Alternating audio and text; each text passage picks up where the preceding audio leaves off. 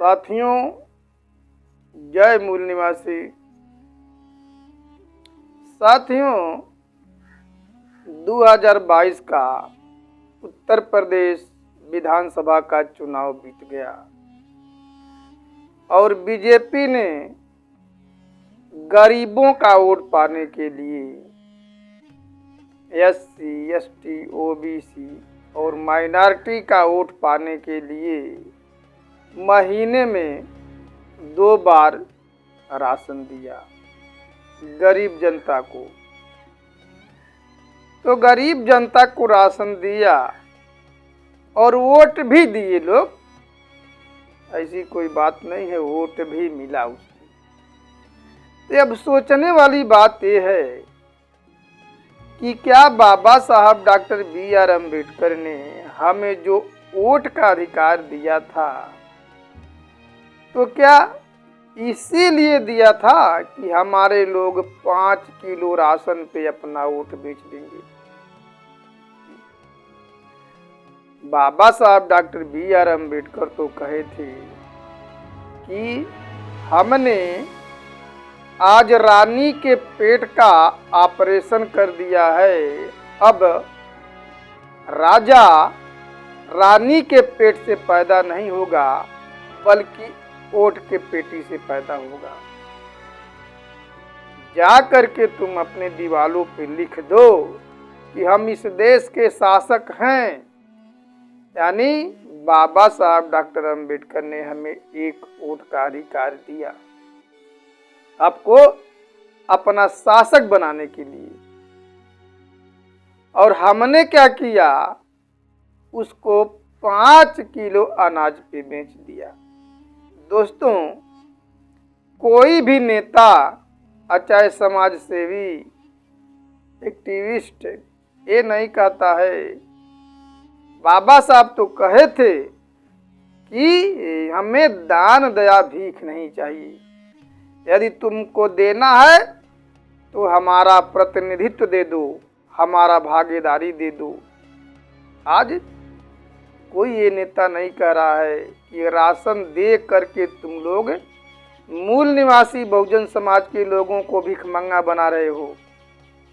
अरे तुमको देना है तो उनकी भागीदारी दे दो, उनके हिस्सेदारी दे दो, उनका प्रतिनिधित्व दे दो, उनका जल जंगल और जमीन में हिस्सा बखरा दे दो। साथियों, सोचिए, ब्राह्मण कई एकड़ जोतता है, कई बीघा का मालिक है ब्राह्मण, क्षत्रिय, वैश्य, और आप लोगों को केवल 5 किलो अनाज देता है। यानी वो आपको भीख दे रहा है, वो आपको हक अधिकार नहीं दे रहा है। आप लोग समझ रहे होंगे कि हमको हक मिल रहा है, हमारा एक गलत बात है। अगर हक देने वाली बात रहता तो आज 80 का 22.5% आबादी है, उसको इस जमीन में, यानी 100 बीघा जमीन में से 22.5 बीघा जमीन यानी 80 को मिलता। ओबीसी की आबादी 52% है 1931 की जनगणना के अनुसार। तो ओबीसी को 52% जमीन पे भागीदारी रहता, और माइनॉरिटी भी 15% है, उनका भागीदारी मिलता 15%। साथियों, आज तक एनटी, डीएनटी, बीजेएनटी को बिल्कुल जमीन ही नहीं है, वो जमीन शून्य है, संपत्ति शून्य है, और हमको सरकार 5 किलो राशन देती है, यानी हमको भिखमंगा बना रही है। अरे देश आज़ाद हुआ 15 अगस्त 1947 को, तो हमारे लोगों ने इसीलिए लड़ा कि हमारा ये हिस्सा हमारे देश में मिलेगा। अंग्रेज चले गए तो जमीन तो लेकर के गए नहीं, यहीं छोड़ दिए। ब्राह्मण कहता था कि हमारे देश का विकास इसलिए नहीं हो रहा है क्योंकि हमारे देश में अंग्रेज हैं, हम अंग्रेजों के गुलाम हैं। फिर आंदोलन हुआ, SC ST के लोग आंदोलन किए, मारे गए, इनका इतिहास भी नहीं लिखा गया। लेकिन जब शासन प्रशासन में जमीन में बंटवारा की बात आई तो दोस्तों आज तक मूल निवासी बहुजन समाज के लोगों को जमीन में हिस्सेदारी नहीं मिला, नौकरी में हिस्सेदारी नहीं मिला, न्यायपालिका में हिस्सेदारी नहीं मिला। तो अब बताइए, आप लोग केवल 5 किलो अनाज पे अपना वोट बेच दे रहे हैं और अपना खुदा गुलामी मजबूत कर रहे हैं 5 किलो पे। अब सोचिए, यदि जमीन में भागीदारी हम लोगों का 85% रहता, यानी SC ST OBC माइनॉरिटी का, तो हम लोग मेहनत कश आदमी हैं, हम लोग खुद इतना पैदा करते खेती में कि अपना तो हम लोग पेट भर ही लेते, अपना जो है कि विकास कर ही लेते और तुम लोगों को भी खिला देते 15% वालों को, खिलाते ही आए हैं। आखिर में हमारे ही रोजों का हाड़ मांस और पसीने की कमाई आज तक तुम लोग बैठे खा रहे हो। तो जो लोग दूसरे के लिए मेहनत कर सकते हैं वो अपने पेट को पालने के लिए, अपना विकास करने के लिए मेहनत नहीं कर सकते हैं। अरे कब दिमाग आएगा, कब तुम लोगों की जमीर जागेगी कि हमें इस देश में दान दया भीख नहीं चाहिए, बल्कि हमें अपना अधिकार चाहिए, हमें भागीदारी चाहिए, हमें जल जंगल जमीन और शासन प्रशासन में हिस्सेदारी चाहिए, भागीदारी चाहिए। ये तो एक बहुत बड़ा मुद्दा हो सकता है। हमारे जो नेता हैं मूल निवासी बहुजन समाज के लोग, ये क्यों नहीं उठा रहे हैं कि सरकारें भीख दे रही है, ये भीख दे रही है, अगर देना हो तो उनका हक दो।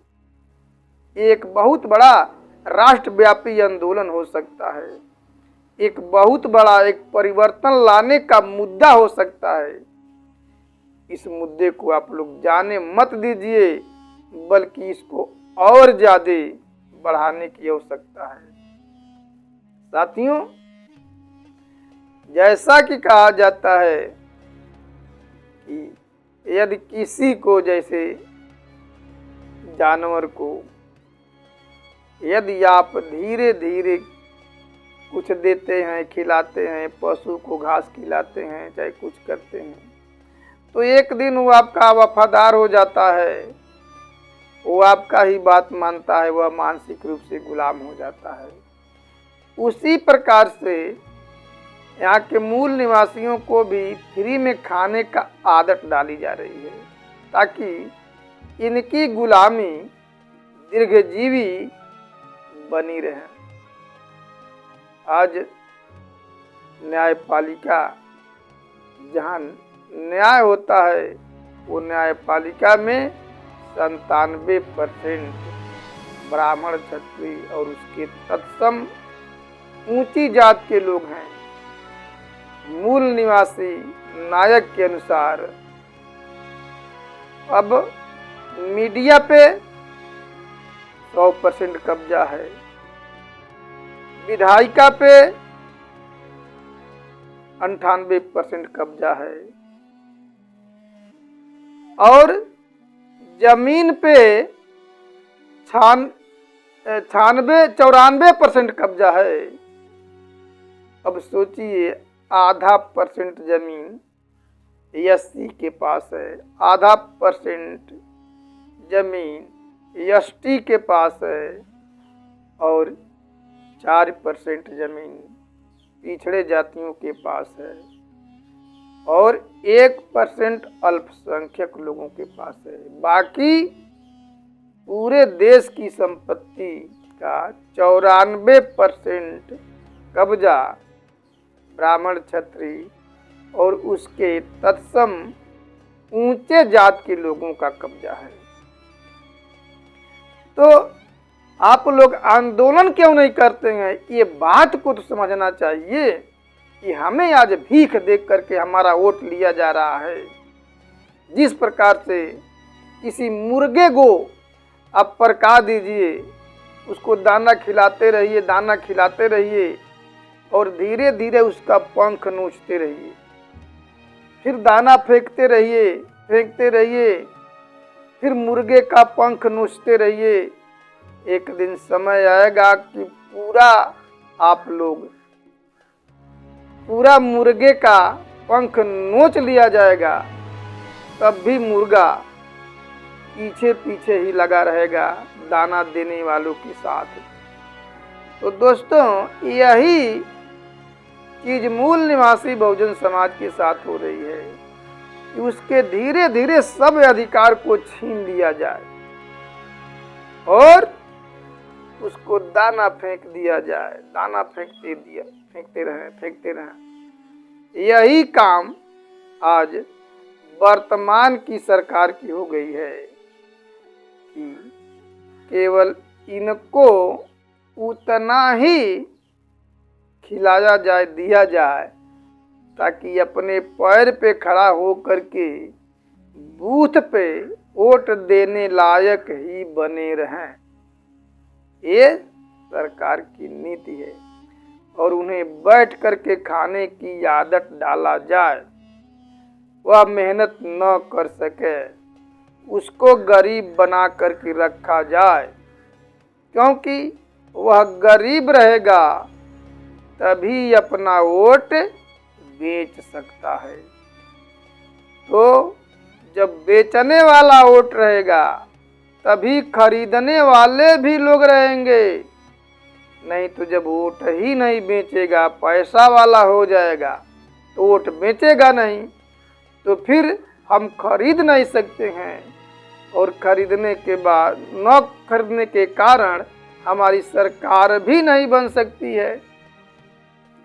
तो दोस्तों, हमारे देश में गरीबी जानबूझ करके पैदा की गई है ताकि लोग गरीब रहेंगे तो अपने आप को बेचने के लिए मजबूर हो जाएंगे, वोट को बेचने के लिए मजबूर हो जाएंगे।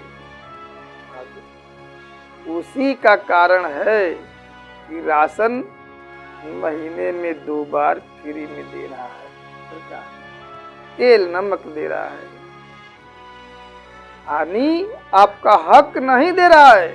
आपको ये लगता होगा कि सरकार हमारा हक दे रही है, नहीं, कानून बना के हक दे रही है, हमारा हक होता है, लेकिन नहीं, आपको कानून बना करके भिखमंगा बना दिया गया है, भिखमंगा बना दिया गया है। यदि सरकार की नीयत साफ रहती तो कानून बना करके जमीन का पैमाइश कराती और पैमाइश करा करके सीमांकन कराती और सभी लोगों में बराबर का हिस्सा बांटती, जैसा कि संविधान का मतलब है सम और विधान का मतलब कानून, यानी वह कानून जिसमें सभी को समान भागीदारी हो। तो आज तक हमारे देश में इन ब्राह्मणवादियों ने, मनुवादियों ने संविधान लागू ही नहीं किया, सबको बराबर का हिस्सा ही नहीं दिया, केवल भीख देता है वोट लेने के लिए और ब्राह्मणवादी व्यवस्था को लागू करने का काम करता है। तो दोस्तों, एक बहुत बड़ा मुद्दा हो सकता है, हमको मूल निवासी बहुजन समाज के लोगों को अब तो शायद इसका बहिष्कार करना चाहिए कि हमको राशन नहीं चाहिए, हमें यदि देना चाहते हो तो हमारा भागीदारी दे दो, हिस्सा बखरा दे दो, रिप्रेजेंटेशन दे दो, तभी सही मायने में भारत में डेमोक्रेसी आ सकती है। जब तक रिप्रेजेंटेटिव डेमोक्रेसी नहीं होगा, यानी लोकतांत्रिक प्रतिनिधित्व नहीं होगा, तब तक केवल लोकतंत्र के नाम पे नाटक किया जाता है। इसी देश के लोकतंत्र का प्राण तत्व प्रतिनिधित्व होता है, जिसकी आबादी के अनुपात में भागीदारी का सिद्धांत होता है। आज तक हमारे देश में इसका पालन ही नहीं किया गया। अमेरिका में इसे डाइवर्सिटी के नाम से जानते हैं, और हमारे देश में आज तक प्रतिनिधित्व लोकतंत्र को नहीं बना पाए। ये सब ब्राह्मणों द्वारा मूल निवासियों को गुलाम बनाने के लिए आए दिन कानून बनाया जाता है, न कि हमारे भागीदारी देने के लिए कानून बनाया जाता है। तो दोस्तों, ये जो राशन दे करके सरकार हमको भिखमंगा बना रही है, उसके खिलाफ हमें आंदोलन करना होगा। अगर देना चाहते हो तो हमारा हक अधिकार दे दो। आखिर में जब आप ऐसा आंदोलन चलाएंगे तो जनता में एक संदेश जाएगा कि क्या कारण है कि लोग गरीब भी हैं और राशन लेने से इनकार कर दे रहे हैं। हाँ, इसके मतलब उनकी जमीर जग चुकी है कि अब हम तुम्हारा भीख नहीं लेंगे, हमें तुम्हारा दान दया भीख नहीं चाहिए, बल्कि अधिकार चाहिए। तो दोस्तों, हम जानते हैं कि ऐसा मूल निवासी बहुजन समाज के लोग इसका धीरे धीरे शुरुआत करेंगे, और शुरुआत करेंगे जैसे समझ आएगी तैसे बाबा साहब की बताई हुई बातों के अनुसार कि जा करके अपने दीवारों पे लिख दो कि मैं इस देश के शासक बनेंगे, हुक्मरान बनेंगे, और आगे थे और रहेंगे भी भविष्य में। तो आप अपने दरवाजे पे जा करके, दीवारों पे जा करके शुभ लाभ मत लिखिए, अंत्योदय मत लिखिए, बीपीएल मत लिखिए। हम इस देश के शासक हैं, शासक थे और आगे भी रहेंगे। हमें ये समझना होगा, ये दीवारों पे लिखना होगा, तभी हम इस गुलाम भारत में, आज़ाद भारत में आज़ाद हो सकते हैं। तो दोस्तों, आप लोग हमारी बात को सुना, उसके लिए धन्यवाद।